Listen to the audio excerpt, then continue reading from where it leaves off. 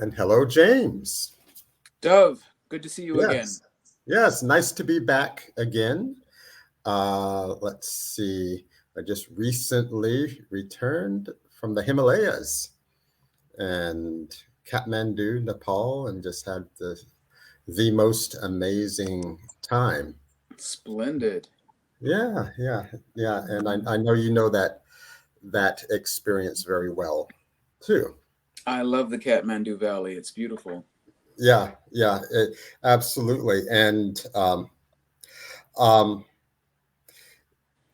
I had such amazing, profound, energetic experiences there too. Just a lot of Hmm. energetic downloads and inspiration too, which is partially what I wanted to us to chat about Okay. because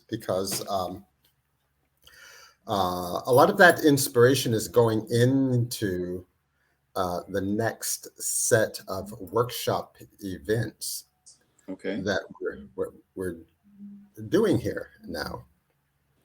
And so I wanted to kind of kind of chat back and forth about what I'm what we are calling the teachings on the Ganges. Okay. Okay, and let's see what that is about is that it represents kind of a uh, an elevation, a raising of the bar in terms of the kinds of teaching and workshops that I've done before. And the idea is to be somewhat innovative and bring some new aspects to it. Um, Okay. and what what it will be, first of all, will be like six different events presented in two different packages. Package A, package B, and then package C will be a combination of them both. Package A will be a series of three events, three experiences where we are doing teaching from the Ganges River, from the Ganga, Mm-hmm. broadcast from a large Okay. boat in the middle of the Ganga, where we float up and down. And within that context, we have everybody involved on the Zoom platform Mm-hmm. sharing the experience. So the idea is that everyone is kind of taken along, and in this circumstance of being in the boat, floating up and down this holy river. Yes. And in the midst of this experience, we're going to delve very, very deeply into kind of like the essential like mysteries of life. Going to get into some very profound uh, teaching, utilizing the circumstance, learning how to utilize the powerful vortex and holy circumstance of being floating up and down this holy river to kind of infuse and amplify the experience. You see, and It's it's going to going be to very be, beautiful. yeah, it's actually going to be quite wonderful and quite powerful, because it's like the whole experience of utilizing the Ganges or the Ganga, uh, the holy river, the holy waters, and such. It'll be like the equivalent of, I'll put it like this. Uh, that river, the Ganges, in in spiritual terms, kind of Hmm. represents the spine of humanity, and the waters itself Yes. as this sacred, almost spinal fluid. You see, And so as we go up and down that river, there's a profound alignment, and we are through this process ushered into a truly eternal and timeless kind of space. Okay. Every Kind time, of like a Varanasi itself. exactly, because every time, when one is on the river, on the Ganga, on the Ganges, especially in Varanasi, which is the holiest city in India, um, it's a very rarefied and auspicious kind of circumstance because from my own observation and what everyone has said literally for thousands of years, it's kind of like a meeting point, an Mm-hmm. intersection point of heaven and earth. You see Yes. what I'm saying? It's where that that that state, that space where time stops, and you are ushered into an eternal kind of zone. All right. So in that circumstance, in that space, there are certain kinds of teachings and energetic um, initiations that can occur quite naturally.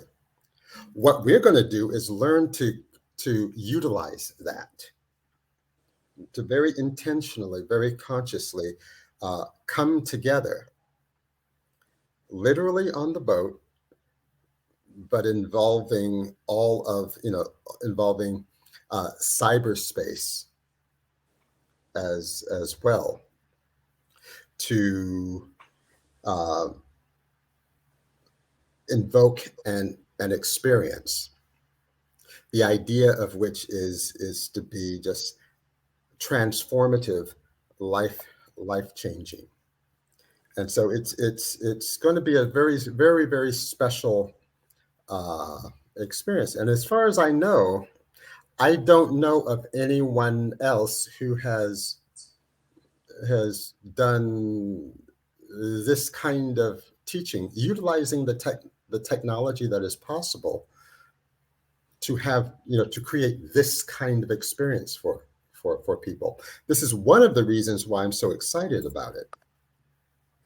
It should be a wonderful experience, Dove. I mean, a lot of people are unaware that, well, a lot of people are just unaware of Varanasi, but there's a good chance that Varanasi is the oldest continuously occupied city on planet Earth.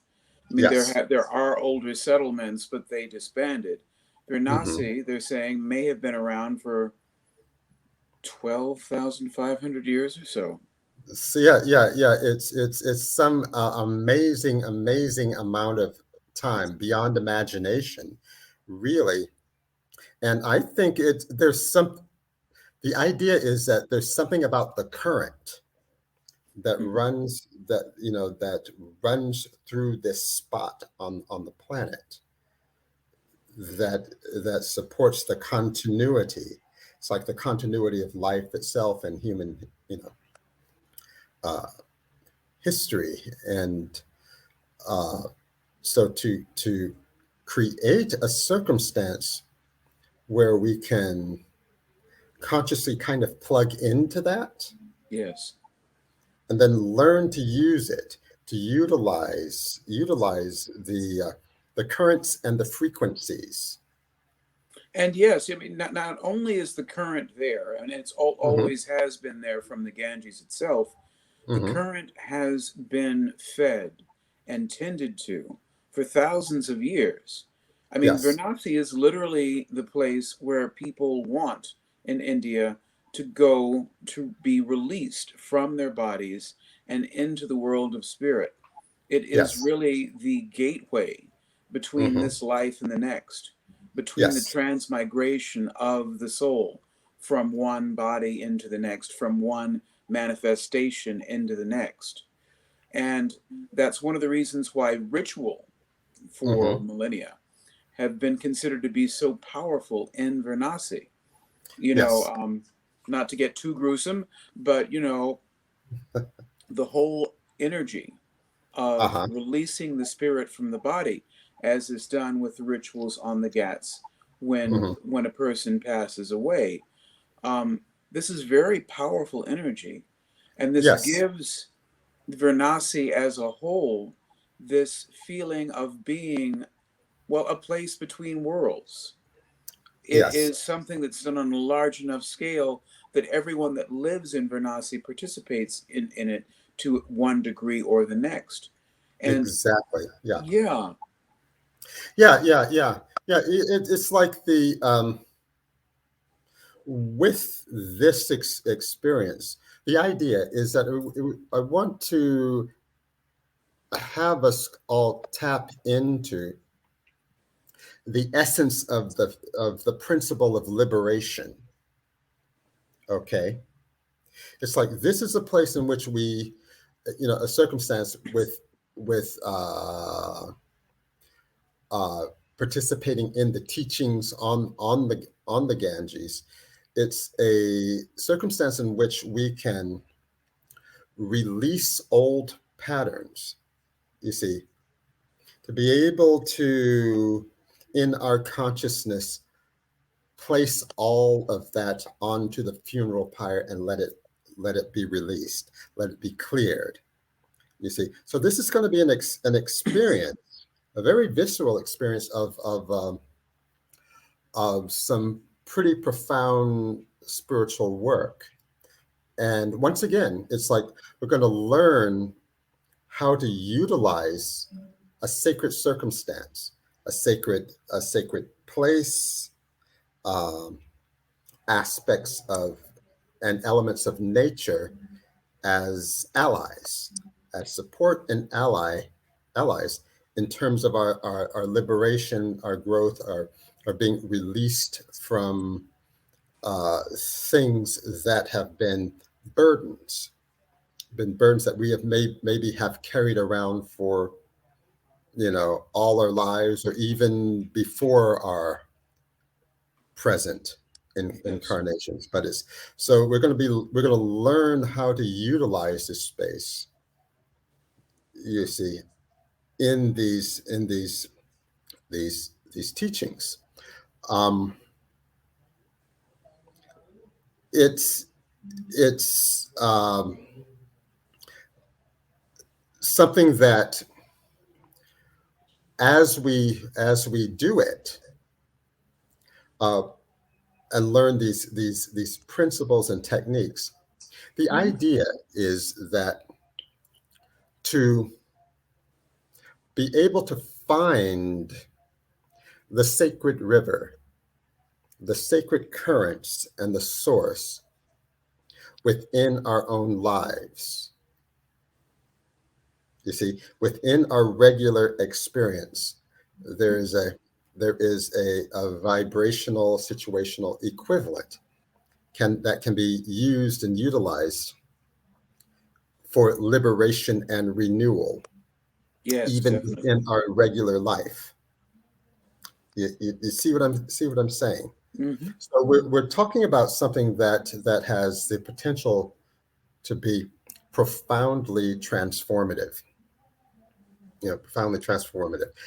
That's the intention. That's why I'm so excited. Excited about it. Okay. Um, in conjunction with the experience of being on the boat on the Ganges. So we're going to have like three events of floating up and down, being on, teaching, communing, aligning, um, plugging into the currents of the Ganga, of the Ganges. Three of those events. We're going to also have three workshop lab Hmm. components of this experience. And this is going to be the package B portion of it, where we're going to be utilizing a, a process and a principle that's in Hinduism and also in Buddhism as well, called Shaktipat, Mm-hmm. is energetic transference of power, energetic transference of blessing and intention. Okay, so we're going to be doing remote energetic work, group remote energetic work, energetic attunements, energetic activations that will be designed to amplify and ground and enhance and clear the way for the teachings on the Ganges to really take place and live and be actualized in people's lives. You see, so there's going to be a one-to-one connection with uh, the experience on the Ganga, on the river itself, and this entire set of energetic work, long distance, remote, Shaktipat energetic work that's going to be complementary. It's going to be a complementary uh, experiential workshop. Kind of like think of it as a spiritual lab where we do the work. Mm-hmm. We get together collectively and do the work. Okay, and then we do, as I said, the attunements, the there'll be some sense of healing, attunement, activations done remotely, long distance to the group itself. One of the reasons that I wanted to kind of talk about it with you and bring it out with you was that you've actually experienced this kind of work with me before. Mm-hmm. You know, Uh-oh. yes, yes, yes. So, I don't know what they're in for. yes. Dove, you do very powerful remote healing work. Um, it's definitely had a huge impact on me, and this is one on one. Hmm. It's had a huge impact on me. I've watched it have a huge impact on my loved ones, on friends, on members of my community. And I find the whole aspect of coming together and doing this remote healing work as a group to be particularly potent and powerful. I mean, as you know, I have some background in a Native Hmm. American healing society. And Yes. in that society, we would do group healings. Hmm. And the things that we would experience just engaging in healing of one another or jointly healing someone else was extremely powerful. And to get that potency available with a group of people who realize their own Yes. healing potential under the guidance of someone who has some background in doing this, this can be an almost limitless type of experience regarding healing, cleansing, blessing, Hmm. empowerment. This is Yeah. definitely something that I'm looking forward to. I mean, particularly along the Ganges. You know, sometimes I wonder. It's a very different thing living right there in Kashi, living Hmm. right there in Varanasi, Hmm. because Yes. so many things that are not necessarily noticeable at all to most people are a part of your everyday reality there. And of course, Precisely. Yeah. what becomes your everyday reality, I won't say that it's taken for granted, but it becomes normalized. Yes. Yes. And Absolutely. there is so much in Varanasi. The very fact that people go there to release their souls into another Hmm. world, Hmm. you know, that is huge. And that energy incorporated into transformation, into healing, into Hmm. empowerment and attunement, um, has a great deal of potential. As I think we will go ahead. I'm sorry. Yeah. Yeah. Yeah. Yeah. Yeah. Exactly. And that's why this is such, I think, an amazing opportunity. Mhm. It's like we're really going for it this time. You see, it's like to create these complementary, very rarefied experiences that are to facilitate a synergy Hmm. that is about changing one's life. You see, recalibrating and transforming from the core outward. So it's a much more comprehensive, intensive kind of experience, learning, teaching, activation. Now Yes. it's yeah, and so it's like I will say this, that for just for a little bit of context here. I've been doing long distance energetic work for many years now.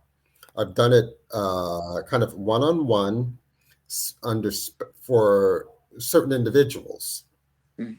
like yourself and Yes. and a few others. And so I've developed my own protocols and techniques around doing it, about performing this kind of long distance energetic Shaktipat works. But this is probably really the first time for myself of really coming out in public, more or less,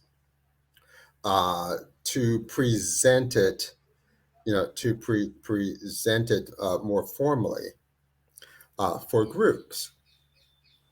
And Hmm. so I feel like, this experience is a necessary, powerful component to the teachings again, on the for the teachings on the Ganges, in order to facilitate a complementary, very exquisite symmetry that is once again about transforming one's life, one's experience, in order to accelerate uh, one's growth and spiritual attainment.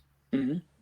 You see, and to really shift in a very, very positive, dynamically positive direction, uh, the spiritual trajectory that we or one is on, to shift the spiritual trajectory to one that is much more accelerated and forward oriented. Because, and once again, one will ask, okay, why? Because the world seems to need that now, you see. The world needs Varanasi right now, for sure. Yeah, certainly. And so it's like, so there is like a generalized collective call for the bar to be raised, you see, for people who can, to be able to step up, to engage, to amplify and be more forward in their meeting meeting of the challenges, what Definitely. the universe has put on our plates, collectively. And so this, Definitely. yeah, so this is a a means, a tool, a a portal, a way of stepping into that zone, Hmm. to be able to step into the roles where we are uh, much more effective, much more consequential, much more the answer Yeah. to, you know. Mhm. Definitely. I don't know how many newbies you're going to have in this particular retreat, but I'd like to give focus a sense of the power of Varanasi. There's so many different ways that Varanasi is such a powerful place, Mhm. and it shows up in the stories around Varanasi. Yes. For instance, there is the story of Brahma and Shiva getting into an argument, Oh, yes. Yeah. and Shiva gets so angry at Brahma that he rips off one of his heads. Yeah. And of course, to rip off Brahma's, to kill a Brahmin is a huge sin. someone who has devoted themselves to the priesthood and to spiritual practice. Yes. And so it was told to him that the only way that he could rid himself of this terrible sin, this is after he'd wandered the countryside using the skull as a begging bowl for a long time. Hindu Very myths are very colorful visceral. stories. Yeah, Yes. they're very visceral. And he's not able to rid himself of this skull. And believe it is Vishnu who says to him, "Well, you have to go to Varanasi. Hmm. Varanasi is where the most serious sins can be released." Hmm. And upon entering Varanasi, the skull falls off of Shiva's hand. It is no Yeah. longer permanently attached to his hand. Hmm. And then there's this other story that's very much related, Yeah. because at this point, Shiva turns into a particular manifestation that becomes that energy that allows the most serious of sins to be transformed, Yes. except for one: to Hmm. transgress within Varanasi itself is a different depth of sin. And so he has to go through a separate transformation in order to make that happen. And I think one of the reasons I bring this up, Hmm. unfortunately, sometimes people can be literalists. And it Yes. isn't it isn't a situation where, oh, we'll just go to Varanasi and, there's spirits there that'll take care of everything. But it is showing us how powerful, how potent, how full of potential and life the energy is in Varanasi, and how Yes. utilizing that energy in a conscious and mindful way can Precisely. really be transformative. So, for newbies coming, definitely come prepared.